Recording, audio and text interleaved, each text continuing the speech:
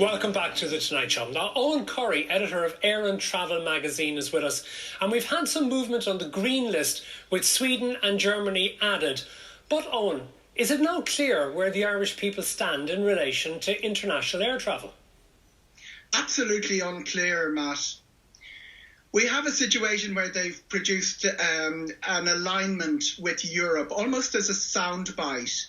And every time a minister has passed an open mic since that announcement was made yesterday, the policy seems to have been refined somewhat. What we were hoping for yesterday was a declaration. It was well signalled we were going to align with the EU policy. And remember, this is round 2 of the European Union policy. We actually ignored the policy of June the 15th. Except now it does appear that the metrics that are in front of the different EU states are being treated on an a la carte basis by the Irish. They're only going to take about, it looks like they're only going to take a certain number of them because there are a couple of key things in the European plan. One of them is the green and the orange list. They're places people should travel to and from unrestricted without quarantine. The second thing is regions. Countries were to be divided into regions because there are some very large countries there. And the third thing is that this is already being adopted across Europe by many states as of Monday. But we've decided to wait for the very end of that process on October the 13th before implementing it.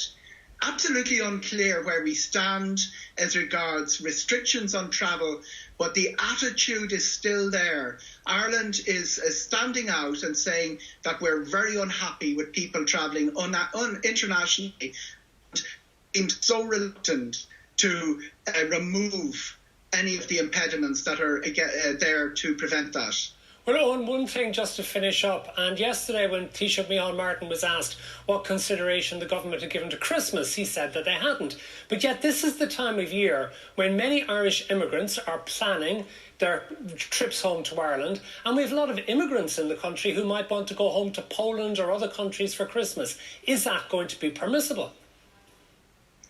Absolutely unclear whether, if we adopt the EU policy and we stop trying to make up policies with the daft stuff with a green list with countries with no airport in it, which we had, we are going to have to accept that a lot of work is being done at European CDC level and at the aviation by EASA.